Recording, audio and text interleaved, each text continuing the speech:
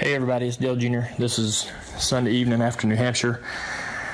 Proud of Alex Bowman. He did a great job. I knew he would. We had a great car to test, and Greg and all those guys did a good job over the weekend getting him comfortable.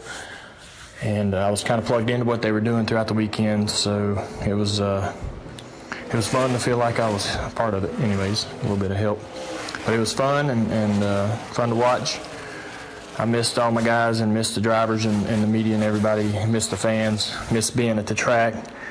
But I couldn't ask for a better substitute there. Alex was digging.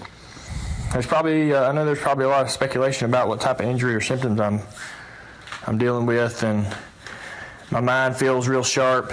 I took the impact test, which measures thought process and the speed of your thought process and memory and retaining memory, and my results matched my baseline, which made me feel confident that my brain was pretty sharp. It feels good, and the symptoms that I have are balance and nausea. So I've struggled with my balance over the last 4 or 5 days, and that definitely wouldn't be able to drive a race car this weekend. He wasn't, so making the right decision really is out of the question. I made the decision that I had to make. I'm going continue to work with my doctors to understand more about the injury and how to treat it. They can give me a lot of exercises that'll retrain my brain to handle what I need to handle, and it's just going to take a lot of patience. And I put my health and quality of life as a top priority, and I'll always do that. So I'm going to take this slow and strictly follow the advice of my doctors and try to learn as much as I can to be smarter and wiser. It's always been a real experience going through this kind of stuff because you learn so much through the experience. So I've got some great doctors to learn from. I miss, like I said, I miss everybody. I really appreciate all the support that I've got. It's really unnecessary, but really does make me feel good. I have to be honest, to hear everybody wishing me well really does my heart good. So this kind of thing can beat you down and get you sad, but got a lot of good people around me, a lot of people supporting me. So hope we can get back to the track soon.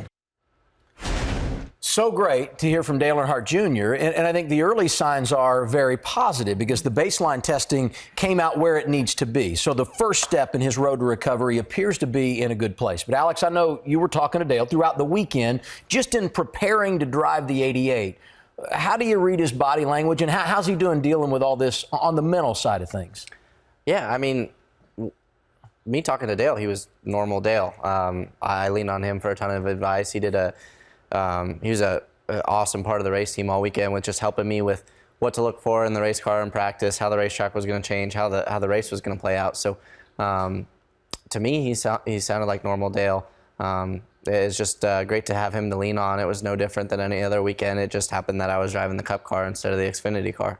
The last thing we heard Dale Jr. say on that clip, I want to get back into the race car, Larry, but he also understands the bigger picture, too.